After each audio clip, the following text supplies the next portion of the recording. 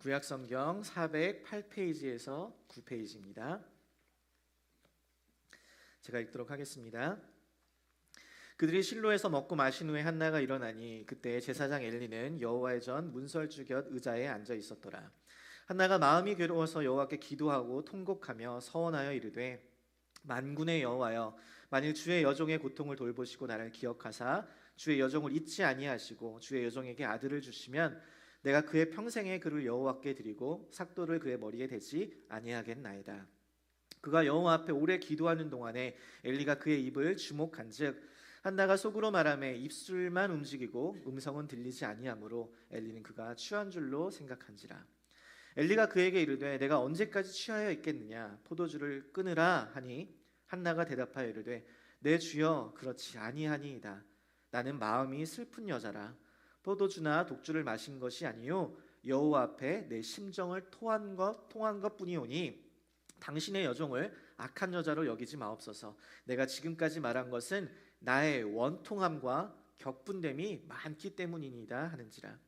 엘리가 대답하여 이르되 평안히 가라. 이스라엘의 하나님이 내가 기도하여 구한 것을 허락하시기를 원하노라 하니. 우리 18절 같이 읽습니다. 이르되 당신의 여종이 당신께 은혜 있기를 원하나이다 하고 가서 먹고 얼굴에 다시는 근심빛이 없더라. 아멘. 우리는 그동안 15주에 걸쳐서 우리 하나님과의 사귐을 주제로 우리 요한일서의 말씀을 함께 나누었습니다. 그래서 요한일서의 말씀을 듣는 내내 강조하고 또 강조하고 반복하고 또 반복했던 것은 하나님을 사랑하는 자는 그 하나님에 속한 다른 형제를 사랑하는 것이 마땅하다라는 것이었습니다. 여러분, 그런데 그게 참 쉽지 않잖아요. 아니, 아주 어렵잖아요. 그죠? 한 성도님이 서로 사랑하라는 이 메시지를 계속 들으니까 그래, 나도 목사님 말씀에 따라, 이 성경 말씀에 따라 사랑해야겠다라는 그런 마음이 생기더래요. 제가 그 말씀을 듣고서 얼마나 감사한지 몰라요. 그 말씀을 듣고 순종하고자 하는 그 마음이 생긴다는 것, 그것은 바로 성령님께서 그 안에 일하시고 계신다는 뜻이잖아요. 그런데 제 안에 더 큰 감사는 무엇이었느냐, 그 말씀을 따라서 사랑하려고 마음을 먹고선 일터에 가서 그 사랑하고자 하는 그 마음을 가진 그 대상을 딱 바라보는 순간 너무 미워하는 마음이 들더래요. 증오하는 마음이, 사랑하려고 하는 그 마음을 꽉 잡고선 그렇게 사랑하는데 그 마음은 다 사라지고 오히려 그 사람을 봤는데 막 미워하는 마음이 생기더래요. 아니, 어떻게 나한테 그럴 수가 있어. 오히려 막 화가 나고 막 그런 마음들이 생기니까 보면서 말씀대로 살려고 하는데 그게 쉽지 않다라고 말씀하시더라고요. 저는 그 이야기를 들으면서 더 감사한 거예요. 아니, 목사님, 사랑하려고 했다 오히려 미워하는 마음이 들었다는데 그게 뭐가 감사해요? 미워하는 마음이 들은 것이 감사한 것이 아니라 내 힘으로 사랑할 수 없다라는 것을 깨닫는 것, 이것이 정말 어렵다는 것을 깨닫는 것, 그것이 감사한 거예요. 왜요? 내 한계를 깨달아야, 내 부족함을 깨달아야 주님을 찾게 됩니다. 여러분, 오늘부터 시작하여서 12주 동안 나눌 이 말씀은 내 한계를 깨닫고 내 부족함을 깨달아서 주님의 도우심을 구할 때에 여러분이 하나님과 깊은 사귐을 갖도록, 또한 다른 형제들과 성도들과 깊은 사귐을 갖도록 도와주는 여러분의 영적인 성장과 성숙에 있어서 가장 중요한 공급처요 기초인 기도에 관한 것입니다.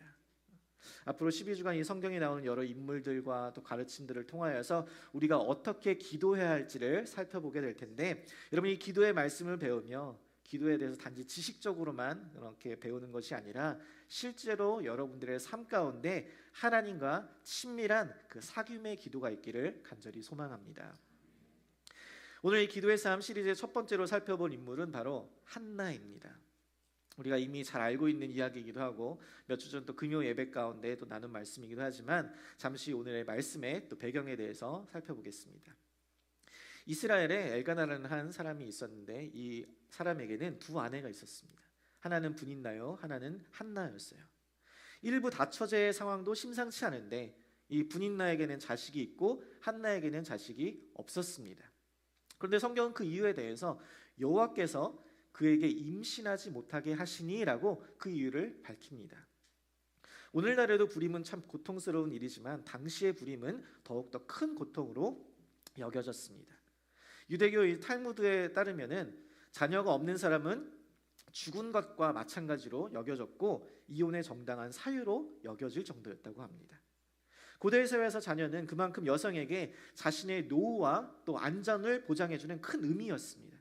그런데 그러한 문화 가운데서 사회 속에서 자녀를 낳을 수 없었다? 여러분, 이것은 현실적으로 그녀에게 아무런 삶의 의미도 목적도 희망도 없는 것과 마찬가지였습니다. 남편 엘가나가 임신하지 못하는 한나를 사랑하여서 제사를 드리고 나서 먹는 그 제물의 몫을 분인나보다 2배를 더 챙겨주어도 위로가 안 돼요. 남편이 내가 당신에게 열아들보다 낫지 않냐라고 다정하게 말해도 위로가 안 돼요. 먹을 거로도 따뜻한 말로도 위로가 안 되면 정말 심각한 거잖아요, 여러분. 더군다나 한나는 자식이 없어서 슬픈데 자식이 있는 그 분인나가 옆에서 괴롭게 합니다. 자기는 있다 이거예요. 성경은 분인나가 한나를 격분하게 했다라고 기록하면서 이야기하는데, 이렇게 분인나의 조롱과 상처 주는 말로 인하여서 여러분 한나의 마음은 얼마나 무너졌을까요? 원수가 괴롭혀서 마음이 무너지는데 그 어느 누구도 그 어떤 것도 위로가 되지 않아서 그 분노와 서러움에 그 마음의 상함에 성경은 뭐라고 기록하냐? 그녀가 울고 먹지 아니하니라고 기록합니다. 여러분도 이럴 때가 있지 않으세요? 내가 마주한 상황이 너무나 힘들어서 내 마음과 감정이 무너지고 내 상황을 아무도 이해해 줄 수가 없어서 그 어떤 것도 위로가 되지 않아서 그저 절망 속에 밥도 넘어가지도 않고 잠도 잘 오지 않고 고통 속에 눈물만 계속 흐르는 그런 때, 여러분 그때의 한나는 우리에게 중요한 기도의 모습을 보여줍니다. 9절 10절 다시 한번 보겠습니다. 그들이 실로에서 먹고 마신 후에 한나가 일어나니 그때에 제사장 엘리는 여호와 전 문설주 곁 의자에 앉아 있었더라. 10절 같이 읽습니다. 한나가 마음이 괴로워서 여호와께 기도하고 통곡하며. 여러분, 이 9절은 불임으로 인하여서 절망과 고통 가운데 있는 그 한나의 삶의 전환점이 되는, 한나의 이야기의 전환점이 되는 그러한 부분입니다. 이 구절에서 우리가 중요하게 볼 부분이 있는데 그것은 바로 한나가 일어나니라는 표현이에요. 일어나니. 사실 3절부터 8절까지 한나는 매년 실로에 가서 예배를 드릴 때마다 발생되는 갈등과 절망, 분노를 묘사합니다.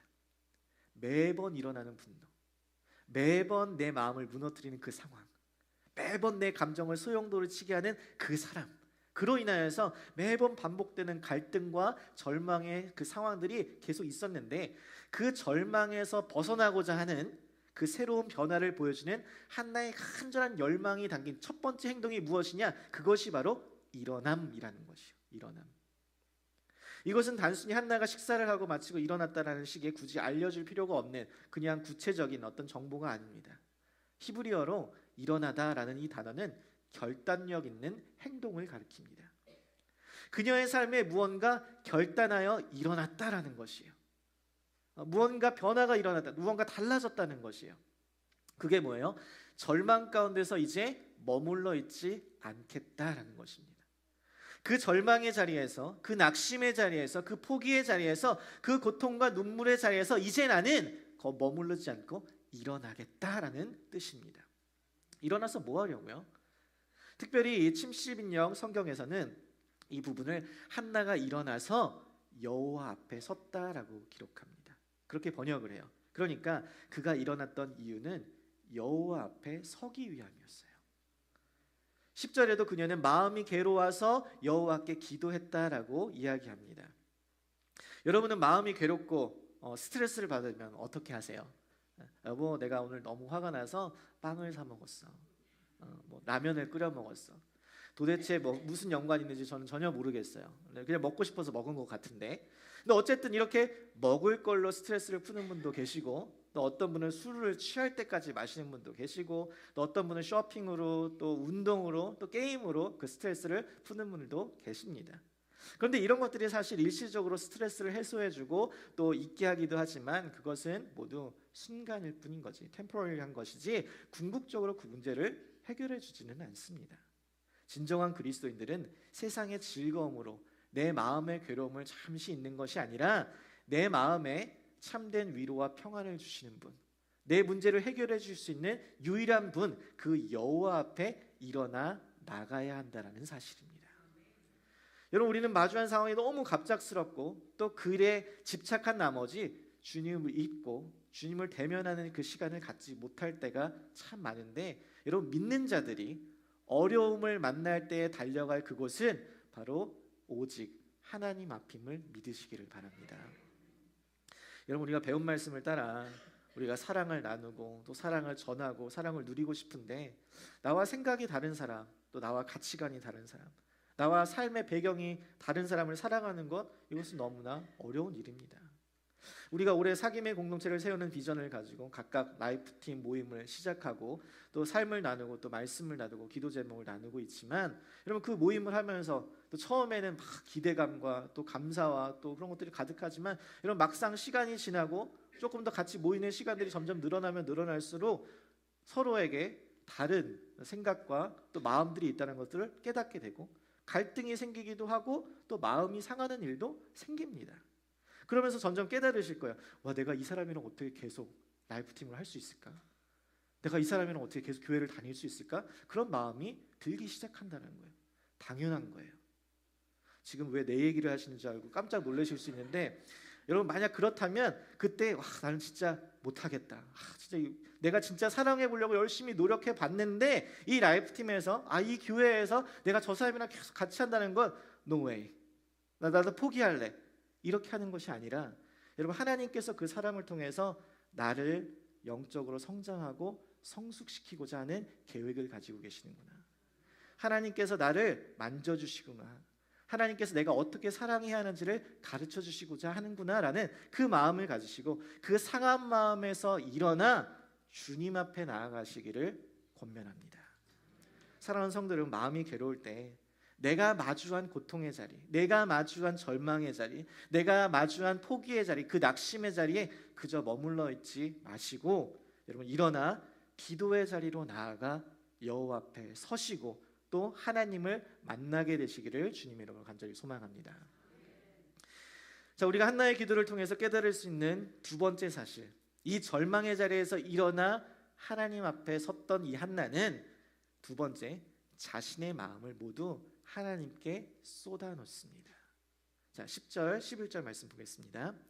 한나가 마음이 괴로워서 여호와께 기도하고 통곡하며 서원하여 이르되, 만군의 여호와여, 만일 주의 여종을 고통을 돌보시고 나를 기억하사 주의 여종을 잊지 아니하시고 주의 여종에게 아들을 주시면 내가 그의 평생에 그를 여호와께 드리고 삭도를 그의 머리에 대지 아니하겠나이다. 자, 여기 보니까 한나는 마음이 괴로워서 여호와께 기도하고 뭐 했대요? 통곡했대요. 여러분, 통곡한다는 것은 강한 감정의 표현으로서 자신에게 있는 그 깊은 슬픔을 눈물로 흐느끼면서 절망 속에서 흐느껴 운다는 것을 이야기합니다. 이것은 한나가 자신의 마음을 하나님께 다 쏟아부었다는 것을 이야기해요. 누구에게요? 하나님께. 다른 사람들은 이 그의 적수 원수 분인나는 한나를 실패자로 여겼습니다. 자신은 자녀가 있어서 성공한 사람이고 자녀가 없는 한나는 실패한 사람이었어요. 그래서 아무도, 그의 남편마저도 그의 고통을 이해해주지 못했습니다. 그러나 한나는 하나님은 자신의 고통을 이해해 주실 거라고 믿었어요. 만군의 하나님이 자신처럼 작고 부서지고 무너지고 상한 그 마음, 그 실패한 사람들을 돌보시는 분임을 알고 있었습니다. 그 하나님은 자비가 풍성하시고 연약한 자를 돌보시는 그 풍성하신 사랑의 하나님이심을 알고 있었기 때문에 그 하나님께 나아가 기도할 수 있었던 거예요. 그래서 기도합니다. 하나님, 나를 기억해 주세요. 나를 잊지 말아 주세요. 나의 아픔 가운데, 나는 고통 가운데 있사오니 나를 기억하여 주셔서 나의 아픔을 돌보아 주세요. 나의 이 상처를 싸매어 주세요. 여러분, 이것이 기도에 있어서 가장 중요한 첫 번째 원리입니다. 나의 마음을 쏟아놓는 것. 자신의 마음, 자신의 아픔과 슬픔, 그 고통을 그대로 하나님께 정직하게 다 아뢰는 것이에요. 우리는 기도에 대해서 생각할 때 어떻게 시작할까? 또 어떠한 자세로 해야 될까? 또 어떠한 형식으로 해야 될까? 또 목사님처럼 또 막 뭔가 해야 될까? 이렇게 부담감을 가지시기도 하고 여러 가지 많은 생각으로 기도를 시작하는 것조차 어려워하실 때가 있습니다. 그런데 여러분, 기도는 하나님과 친밀한 사귐으로 들어가는 열쇠로서 내 마음을 그냥 있는 그대로 표현하면 되는 것이에요. 우리가 친한 사람들끼리는 서로 마음을 나누고 또 여러 가지 감정을 같이 공유하는 것처럼, 그럴 때 또한 관계가 더욱더 깊어지는 것처럼, 여러분 하나님과의 사귐에 있어서도 여러분의 마음과 생각을 진솔하게 다 아뢰할 때에 그 관계가 더욱더 친밀해질 수 있는 것이에요. 하나님은 크고 위대하신 분이시니까, 내가 범접할 수 없는 신이니까, 아니 그 하나님께 내 감정을, 나의 이런 미운 마음들을 다 아뢰는 게 그러면 안 되지, 이렇게 생각하는 게 아니에요. 여러분 성경을 보면 자신의 슬픔을, 자신의 상한 마음을 그대로 다 고백하는 많은 사람들을 보게 됩니다. 우리가 잘 알듯이 다윗을 보면, 그의 시편에 보면 자신의 슬픔도 원수에 대한 미움도 하나님께 다 아뢰요. 다 표현합니다. 하나님한테 이렇게 말해도 되나 싶을 정도로 그렇게 적나라하게 자신의 감정을 다 쏟아부어요. 제가 목사니까 목사로서 품위를 지키기 위해서 항상 양복을 입고 바른 자세로 앉아갖고 문법에 맞는 바른 표현들과 논리정연한 말로, 여러분 그렇게 기도할까요? 아니에요. 찬양 크게 틀어놓고, 전 주중에 그냥 여기 제가 첫 번째 자리, 제가 여기서 기도하는데 그냥 누워서 기도할 때도 많아요. 그냥 엎드려서 그냥 우는 거예요. 그냥 내 마음을 그냥 쏟아놓고 소리를 부르짖기도 하고 엎드려서 하고 무릎 꿇고 기도하기도 하고, 그러다 보면 막 눈물이 계속 나서 콧물이 막 줄줄 흐르는데 그냥 코 닦고 막 이러면서, 다른 사람들이 들으면 아무도 못 알아들을 그런 말들을 막 하고 있는 거죠. 목사님 무슨 창피하게 코를 줄줄 흘리면서 막 혀가 꼬였나 봐, 무슨 이야기인지도 모르겠어, 예의도 없이 어떻게 저렇게 누워서 기도해, 그러실지 모르겠는데, 여러분 그게 중요한 게 아니에요. 기도의 형식이, 기도의 자세가, 기도의 모습이, 사람들의 시선이 중요한 것이 아니에요.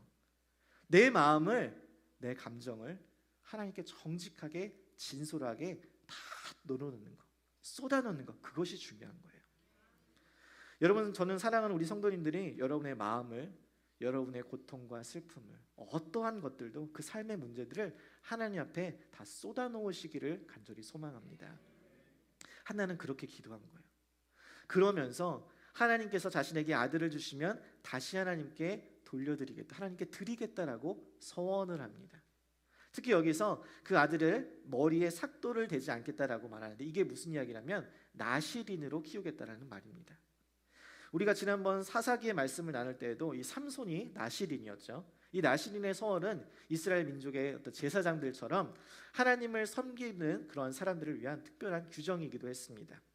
그들에게 금지된 것이 3가지가 있었는데, 포도주를 마시지 않는 것, 그 다음에 머리를 깎지 않는 것, 시체나 죽은 자들을 만지지 아니하는 것이었습니다.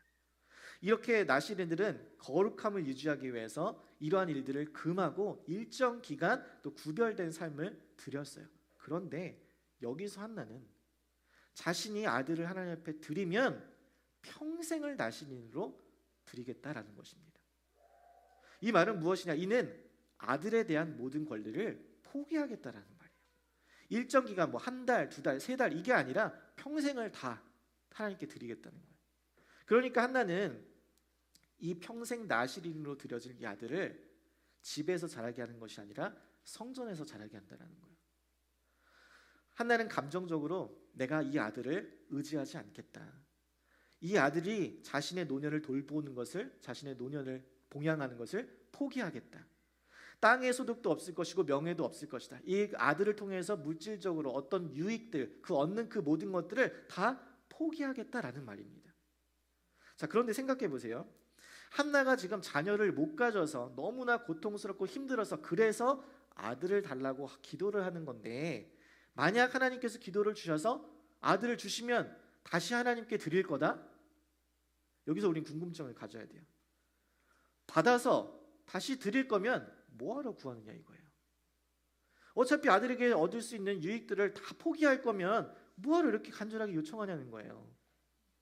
여러분, 여기서 우리는 이 한나의 서원 기도에서 이 한나의 기도의 목적이 자신의 유익을 얻기 위한, 자신의 삶을 채우기 위한 것이 아니라, 자신의 개인적인 욕망을 추구하기 위한 것이 아니라 하나님의 영광을 위한 것임을 우리는 보게 됩니다. 아들이 내 것이 아니라 하나님의 것임을 인정하고 있는 거예요. 우리는 기도를 하면서 기도를 통해 얻게 된 것이 나의 유익을 위한 것이라고 생각하고 나의 소유로 삼습니다. 그래서 이 한나의 소원 기도를 통해서 보여주는 기도의 원리는 하나님께 받는 축복, 또 하나님께 받은 기도의 응답은 나의 유익을 위한 것이 아니라 하나님을 위한 것이라는 거예요. 하나님, 저 너무 가난하잖아요. 저 돈 좀 주세요. 여러분, 하나님이 물질을 주시면 그것을 하나님의 나라를 위해서 쓰실 준비가 되어 있으세요? 아멘 하신 분 계시네요.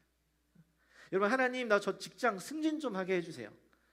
여러분, 하나님께서 그 명예를 주시면 그것을 자신의 영광이 아니라 하나님의 영광을 위해 쓰실 준비가 되어 있으신가요?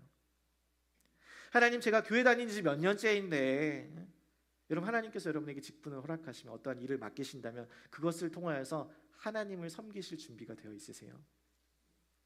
여러분은 기도할 때 무엇을 구하고 있으세요? 하나님께서 받은 것들을 다시 하나님께 드릴 준비가 되어 있으시냐는 거예요. 기도의 본질은 내 뜻을 이루는 것이 아니라 하나님의 뜻이 내 삶을 통해 이루어지는 것임을 믿으시기를 바랍니다. 이 한나의 기도는 아들을 달라라는 단순한, 그 아들을 얻게 되는 단순한 소원의 성취가 아니라 하나님의 주권을 인정하는 믿음의 선포였습니다. 자, 이것을 어떻게 확인할 수 있는가? 17절, 18절 말씀 보겠습니다. 엘리가 대답하여 이르되 평안히 가라. 이스라엘 하나님이 내가 기도하여 구한 것을 허락하시기를 원하노라 하니 이르되 당신의 여종이 당신께 은혜 입기를 원하나이다 하고 가서 먹고 얼굴에 다시는 근심빛이 없더라 라고 이룩합니다. 자, 한나의 기도를 통해 살펴볼 중요한 기도의 원리 세 번째는 신뢰하라입니다. 같이 따라합니다. 신뢰하라. 자, 한나가 일어나서 기도의 자리로 하나님 앞에 나아가고 그 다음에 하나님께 자신의 마음을 다 쏟아놓은데, 그러면서 통곡할 때에 엘리 제사장이 그 모습을 보았습니다. 그곳에 성전에 있던 엘리 제사장이 그것을 보았어요. 그런데 이 여인이 입만 움직이고 소리는, 음성은 들리지 아니하니까 그 제사장이 생각하기에 이 사람 취했다 라고 생각한 거예요. 그래서 언제까지 취했을 거냐, 빨리 술을 끊어라, 포도주를 끊으라 라고 이야기합니다. 그러니까 한나가 하는 말이 아닙니다. 저는 지금 너무 속상해서, 너무 마음이 상해서 고통스러운 마음에, 원통하는 마음에, 격분됨에 그래서 이렇게 하는 것입니다 라고 이야기하니까 그제서야 이 엘리 제사장이 아이고 그랬구나, 너무 힘든 일이 있었구나 라고 이야기하면서 평안히 가라. 하나님께서 너에게 네가 구한 것을 들어주시기를, 허락해 주시기를 원한다라고 축복해 줍니다. 자, 여기서 우리가 한 가지 주목해 보아야 할 것이 있습니다. 지금 엘리는 그 말에 한나가 내가 당신께 은혜 입기를 원한다라고 말하고 나서 지금 성경 기자는 한나가 다시는 그녀 얼굴에 근심빛이 없더라라고 이야기합니다. 근심 걱정이 다 사라지고 기뻐하고 있다라는 거예요. 더 이상 슬퍼하지 않았다는 것입니다. 더 이상 고통 가운데 거하지 않았다는 거예요. 그녀는 하나님께 은혜 있기를 원하면서 기뻐했다라는 것입니다. 자, 그런데 보세요. 이 상황이 어떤 상황이에요? 이때, 이 시기가 어느 때냐는 거예요. 하나는 지금 아들로부터 얻을 수 있는 유익을 다 포기한 상황입니다. 주시면 다시 드리겠다라는 거예요. 그런데 더 이상 슬퍼하지 않아요. 너무나 간절히 원했던 건, 슬퍼서 아들을 안 줘서 너무나 슬펐는데 아들을 다시 하나님께 드린데도 기뻐하고 있어요. 내가 진짜 아끼던 것, 내가 진짜 사랑하던 것, 여러분 그것을 포기하는데 어떻게 안 슬퍼요? 포기하는데 안 슬프면 그렇게 사랑했다라고 이야기할 수 없는 거잖아요. 여러분 세상 사람들도 마찬가지예요. 예수 믿으면, 교회 다니면 내가 아끼는 것, 내가 너무나 사랑하는 것, 그것을 온전히 포기해야 한다고 생각하니까 그게 너무 슬퍼요. 걱정이 됩니다. 그래서 신앙생활을 발을 디딛는 게 무서워요. 예수 믿는다고 고백해도 마찬가지입니다.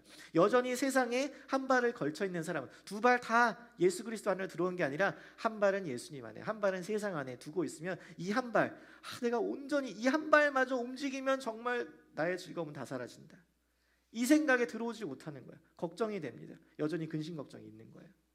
여러분, 그런데 진짜 그리스도인들은 내가 이곳에서 얻을 수 있는 어떤 유익을 다 포기한다 할지라도, 내가 세상 즐거움, 세상 자랑들 다 포기한다 할지라도 그리스도 안에 있을 때 슬퍼하거나 걱정하지 않고 오히려 기쁨과 감사가 있다라는 거예요.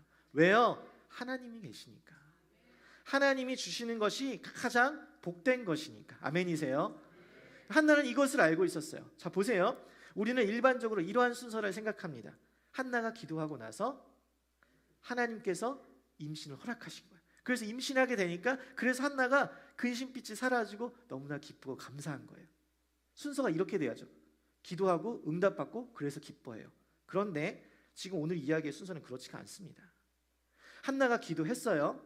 그런데 기도한 후에 근심빛이 사라지고 기뻐합니다. 한나가 임신했어요, 안 했어요? 아직 안 했어요. 아직 임신 안 했어요. 그런데 전혀 기도에 응답받지 않은 상황이고 자신이 그토록 간절하게 원하던 그 기도의 응답이 이루어지지 않은 상태입니다. 그런데 지금 한나는 아들을 임신하기 전에도 기뻐하고 아들을 받더라도 이전에 그애가 그렇게 기도하던 그 기대하던 그 모든 것을 포기하더라도 기뻐했다라는 거예요. 자, 여러분, 이 이야기가 뭐냐면 한나의 기쁨은 아들을 얻는 것에 있지 않았다는 거예요. 아들을 얻는 것이 그녀의 기쁨의 원천이 아니라는 거예요. 한나의 기쁨의 원천은 자신의 노년을 돌봐줄 아들이 아니라 자신에게 돈과 명예와 안전을 줄 그 아들이 아니라 오직 구원자 하나님이심을 깨달았다는 거예요. 그녀는 자신의 삶, 안전, 정체성 그 모든 것이 하나님께 달려있음을 깨달았기 때문에 아들이 줄 수 있는 그 어떤 것보다 더 위대한 기쁨과 영원한 안전, 그 근원, 그분은 바로 하나님이시다라고 믿음의 고백을 하고 있다는 것입니다. 여러분, 이것이 바로 한나의 기도가 아들을 달라는 그 단순한 소원의 성취가 아니라 하나님을 향한 신뢰로부터 나오는 그 하나님의 주권을 인정하는 믿음의 선포라고 이야기하는 이유입니다. 그녀는 아들이라는 우상에서 해방된 거예요.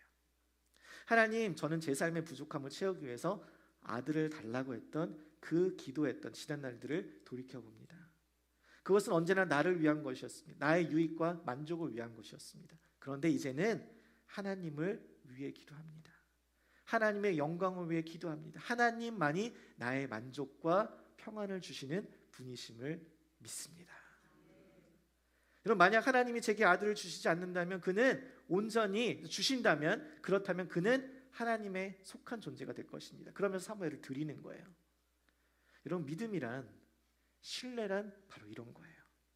기도는 바로 이런 거예요. 우리의 간구가 이루어지지 않을 때에도 하나님 안에서 기뻐하는 것이며 삶이 여전히 무너지는 그 가운데서도 그분 안에서 평안함을 누리는 것입니다. 기도가 응답되지 않아도 하나님께서 우리에게 가장 좋은 것을 주심을 믿는 것이고 가장 좋은 때에 가장 좋은 방법으로 공급하실 것임을 믿고 그분이 바로 하나님이심을 믿기 때문에 그분과의 친밀한 사귐을 누리는 것이에요. 저는 사랑하는 우리 성도님들이 이 기도를 통하여서 하나님을 신뢰하는 그런 믿음의 선포들이 있기를 간절히 소망합니다. 자, 그럼 이렇게 절망의 자리에서 일어나 자신의 마음을 쏟아놓고 하나님을 신뢰하며 나아가던 한나를 그럼 하나님께서는 어떻게 돌보시는가? 우리 19절 20절 말씀 보겠습니다. 우리 같이 한번 읽어보겠습니다. 시작. 그들이 아침에 일찍 일어나 여호와 앞에 경배하고 돌아가 라마의 자기 집에 이르니라. 그러니까 그의 아내 한나와 동침하매 여호와께서 그를 생각하시니라. 한나가 임신하고 때가 이르매 아들을 낳아 사무엘이라 이름하였으니 이는 내가 여호와께 그를 구하였다 함이더라. 아멘. 기도하며 하나님을 온전히 신뢰했던 한나에게 하나님께서 아들을 주셨어요. 그의 이름은 사무엘, 내가 아들을 구하여 하나님께서 들으셨다라는 뜻입니다. 이런 많은 사람들이 여기서 하나님께서 한나에게 아들을 주셨다는 것, 아들을 얻었다는 그 사실에 집중하고 그것이 한나의 기도의 응답이라고 생각합니다. 물론 맞아요. 한나가 아들을 구하였고 또 하나님께서 아들을 주셨습니다. 여러분, 그런데 이보다 더 중요한 우리가 정말 주목해야 될 기도의 응답은 무엇이냐? 그가 아들을 얻었다는 그 사실이 아니라 여호와께서 한나를 생각하셨다라는 사실입니다. 히브리어로 이 생각하셨다라는 표현은 자카르라는 단어인데 이것은 단순히 과거의 것을 기억하고 생각하는 것이 아니라 관심을 가지고 돌보다라는 의미를 가지고 있습니다. 하나님께서 노아가 홍수 가운데 있을 때 노아와 방주에 있는 모든 생물들을 생각하셨다라고 하니까 그들에게 관심을 가지고 돌보셨다라는 뜻이에요. 이스라엘 백성들이 애굽에서 고통당할 때에 하나님께서 그들의 고통을 보시고 그들을 기억하셨다라고 하는데 그들에게 관심을 가지고 돌보셨다라는 뜻입니다. 즉 하나님의 기억하심은 지나간 과거에 대한 회상이 아니라 실제적인 관심과 돌봄, 사랑과 은혜라는 것이에요. 여러분 아까 한나의 기도가 뭐였어요? 주의 여정의 고통을 돌보시고 나를 기억하여 주소서, 나를 잊지 말아 주옵소서. 그래서 하나님께서는 그녀의 기도를 들으시고 그녀를 기억하시고 그녀를 잊지 않으셔서 생각하셔서 그 관심과 돌봄의 결과로 아들을 주셨다는 거예요. 그러니까 아들을 주신 것이 기도의 응답이 아니라 그녀를 생각하시고 그녀를 기억하시고 돌보신 것, 그것이 진정한 기도의 응답이라는 거예요. 보통 우리는 기도 응답을 내가 원하는 것을 얻는 것이라고 생각합니다. 그래서 내가 요구한 것을 들어주셨는가 아닌가로 기도의 응답 여부를 그 결과로 판단해요. 그러나 성경적인 관점에서 진정한 기도의 응답은 하나님이 우리를 기억하시고 돌보신다는 그 사실 자체입니다. 즉 성경은 기도 응답을 관계로 본다라는 거예요. 관계로. 여러분 한나가 원하는 것은 아들이었습니다. 그런데 하나님께서 주신 것은 그녀를 생각하여 돌보시는 은혜였어요. 바울이 원하는 것은 육체의 가시를 제거하는 일이었습니다. 그런데 하나님께서 주신 것은 내 은혜가 내게 족하다라는 말씀이었어요. 이스라엘 백성들이 사무엘에게 원한 것은 왕이었습니다. 그런데 하나님께서 원하시는 것은 그들과의 관계의 회복이었어요. 그러니까 성경이 계속적으로 보여주는 것은 우리가 기도할 때에 하나님 내 문제를 해결해 주세요 라고 해서 우리가 원하는 답을 얻는 것, 우리의 문제가 해결되는 것, 그것이 기도의 응답이 아니라 하나님과의 관계 속에서 그분이 우리를 기억하시고 돌보시는 것, 그 확신이 우리의 진정한 기도의 응답이라는 거예요. 사랑하는 성도들, 우리의 이 진정한 기도의 응답은 내가 원하는 것, 내가 요구한 것을 얻게 되는 그 결과보다 하나님이 나와 함께 하신다는 그 체험, 그 확신임을 믿으시게 되기를 간절히 소망합니다. 자, 마지막으로 27절, 28절 말씀 한번 보겠습니다. 이 아이를 위하여서 내가 기도하였더니 내가 구하여 기도한 바를 여호와께서 내게 허락하신지라. 이제 아기를 사무엘을 낳고선 엘리 제사장에 갔을 때 이야기하는 거예요. 28절 같이 읽습니다. 시작. 그러므로 나도 그를 여호와께 드리되 그의 평생을 여호와께 드리나이다 하고 그가 거기서 여호와께 경배하니라. 아멘. 하나님께서 나를 기억하셔서 나를 돌보시고 나와 함께 하신다는 이 체험이 있으니까 한나는 자신이 그토록 간절히 원하고 그토록 갈망했던 그 아들을 주셨음에도 불구하고 이것이, 이 아들이 하나님께서 내게 허락하셨다는 것, 그 사실을 깨달아서 아낌없이 다시 하나님께 드립니다.